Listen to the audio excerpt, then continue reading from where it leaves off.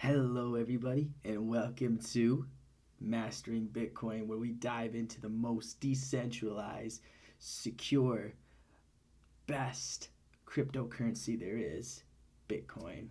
I want to quickly just do a deep dive into heuristical deterministic wallets.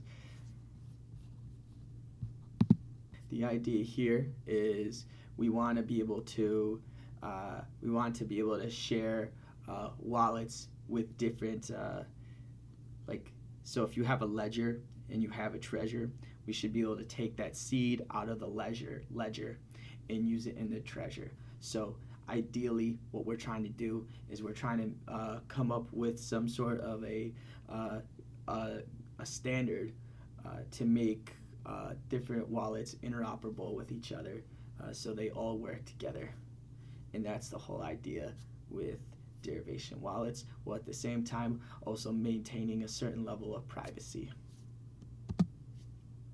So to start this, let's start by deriving an extended private key. So the way we'll do this is we'll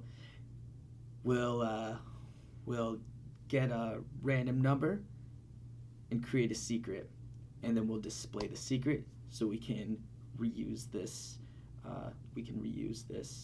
extended private key. So this is the secret that we get, and this is how we can derive our extended private key with this function. Now remember this function for later on. Each account is composed of two key pair chains, an internal and an external one. So our external key chain is going to be used to generate new public addresses. So this is going to be anything that is going to be shared, like publicly shared, is going to be you're going to use an external keychain, and then you have your internal keychain, and this is going to be used for other operations such as your change addresses.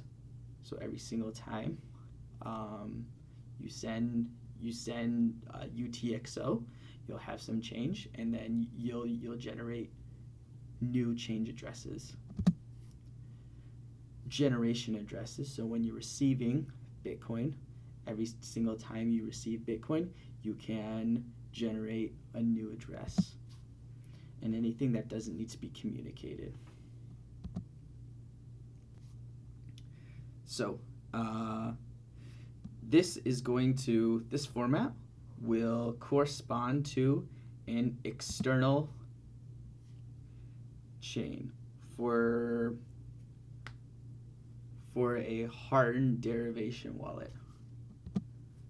And then this format will correspond to a internal keychain. Now if you notice the 0 here for external, and then the 1 here for internal. So for full wallet sharing, so now there's a situation. What do you do in a situation where you need to share, where you need to have an exact copy of that wallet, and you need to share that every single wallet every single child wallet that this can generate with the public and private keys. So the way we can do that is just simply by passing the extended private key. So if you have access to the extended private key, you can have complete access to the wallet. So this would be useful in the case that maybe you're switching over from a ledger to a treasure. So you're gonna want to maintain, you're gonna want to have complete access to that seed. So this would be useful in that case. So from now on, we'll save this function into this variable.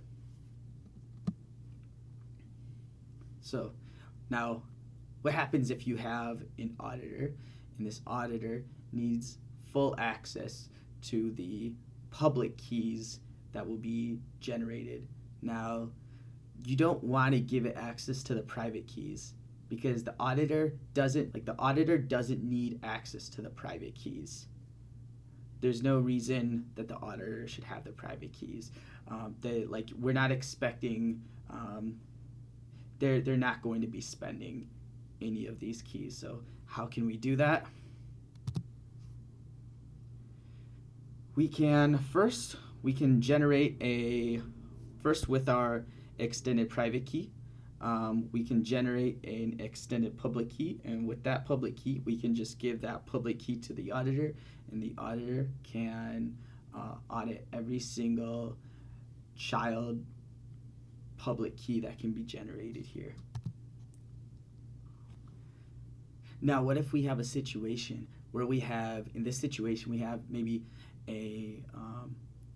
we have a business with multiple departments. So we want each of these departments to have access to, we would like to segregate different wallets to different departments.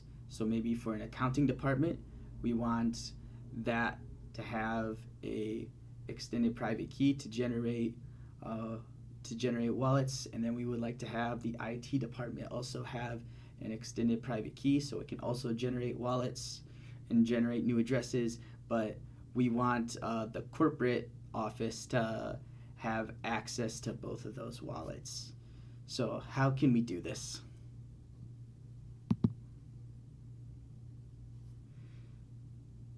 We can do this by deriving a child extended private key. And notice that the child extended private key is a hardened key. So because it's a hardened key, it has access to extended private keys. Now, if this was a normal child key, then it would have access to only public extended public keys. Remember, you can only go from an extended private key to an extended public key, but you can't go from an extended public key to an extended private key. Now, what if you have businesses that constantly are communicating with one another? So how can we create a wallet to suffice this?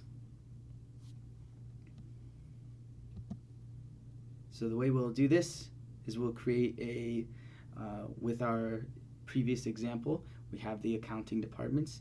The accounting department will generate an accounting extended public key, and then we'll hand that off to the IT department, for example. And then they won't have to make a request to the accounting department every time. They'll actually have the extended public key, so they can just keep on generating. So for every single time they make a transaction, they can generate a new receive address. That way they're not sending to the same address every single time. And so to everybody else, it looks like they are sending to a different Bitcoin address, but internally they're able to audit it, and they're able to kind of have a record of every single payment. Now, this is also useful in the case that you have a unsecured web server. So we don't want, obviously, if we have an unsecured web server, we don't want to give it the extended private key because we can have a hacker go in and they can steal all the money. So we only want it to be able to generate extended public keys. So the way we can do this is we can give it just an extended public key, and then it can constantly generate child extended public keys. So in BIP 43, they made a change to the structure of the derivation path. So in BIP 43, they now define the first they now define the first, I guess, path to be the purpose. So because BIP 32 was created prior to BIP 43, it does not follow this standard. But after BIP 43, this standard is going to be applied. So this is going to look like, for example, if this wallet is using the BIP 44 standard, it's going to be formatted like this. So we introduce a purpose to our path. In BIP 44, we add some more properties to our derivation path. We already have the purpose, but now we have the coin type, we have the account, we have the change, and we have the address index. So the coin type can be Bitcoin, Litecoin, Namecoin, Ethereum, etc. So for example, Bitcoin will be given 0, Bitcoin testnet will be 1, and then you can, if you Google BIP 44, you can see the exact numbers that they give to all the other altcoins. Now the account, you might want to segregate this. You might want to have a wallet that's segregated based on departments in a company, or based on like a savings account and a checkings account, or in this example, a bank and a donations. We can demonstrate this with the following section of code. Notice that the purpose, the coin type, and the account all have a apostrophe, which stands for hardened derivation, right? And then if they don't have an apostrophe, they are a normal derivation, meaning that everything with the apostrophe can derive a extended private key, but if it does not have that apostrophe, it can only derive an extended public key. Now, in BIP 84, we define a standard for pay to witness public key hash, which looks something like this. So, given our example, when we run this line of code, we get something that looks like this for our Bitcoin address. And in BIP 49, we have a pay to witness public key hash nested in a pay to script hash. And the purpose is going to be 49, which will look like this. And when we print this address, it looks something like this. I have a GitHub link, which I'll leave in the description. Thanks. Remember to like, share, and subscribe.